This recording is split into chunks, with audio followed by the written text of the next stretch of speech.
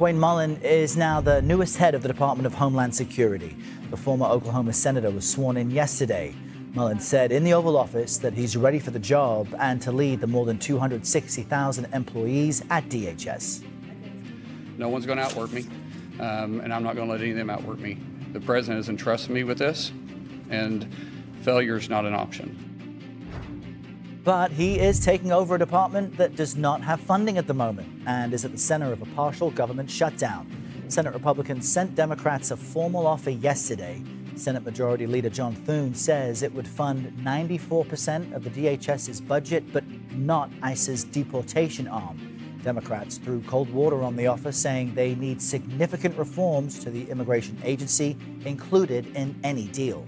And flyers continue to grapple with very long lines at airports across the country. A growing number of TSA officials forced to work without pay are calling out sick in large numbers, and travelers are arriving hours early in hopes they won't miss their flights. About 2.5 hours so far, and it looks like probably another hour or so to go. Yeah. It's insane. I think people would agree with that. Nicole Sgaga has been following this story and speaking to travelers in Houston who are dealing with some of the longest wait times in the country. It's the first time I ever experienced this in my entire life.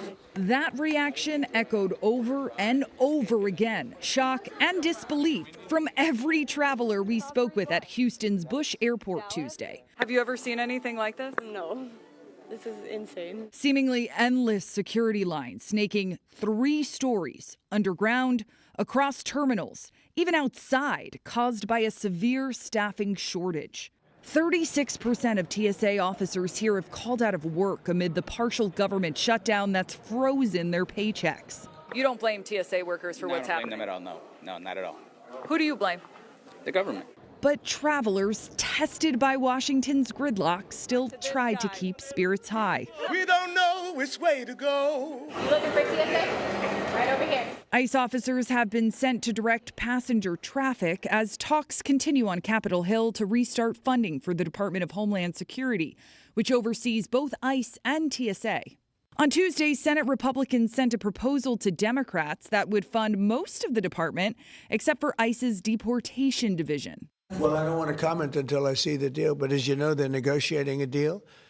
I guess they're getting fairly close, but I think any deal they make, I'm pretty much not happy with it. So far, Democrats have refused to strike a deal without reforms to the agency's immigration enforcement operations. We need strong reforms, and we need to rein in ICE.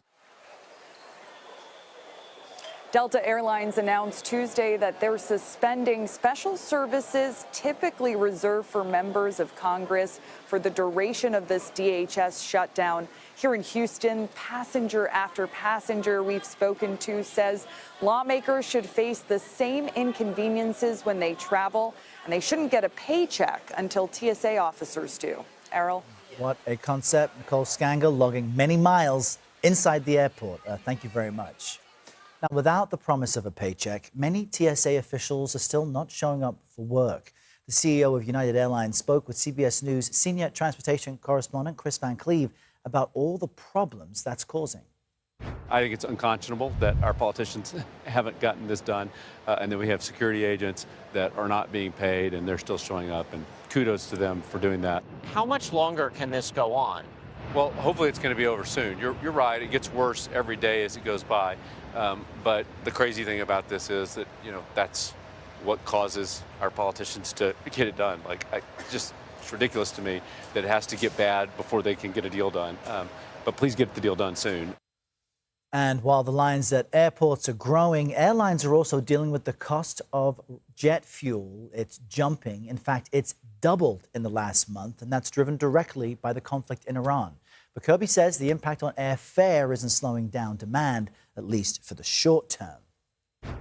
Airfares are up probably 15 to 20% in the last month. Oil price doesn't fully cover the price of oil, but they're going up to sort of match that. And you expect that to result in there being some reduced demand. What does that mean for the summer? The summer is booking really well. I mean, demand is the strongest it's been ever. United says the strong demand is helping to offset the higher cost of fuel for now. Last week, the Chicago-based airline also announced it was going to cut back some flights as part of a plan to combat those rising oil prices. The airline says it will resume its full schedule in the fall.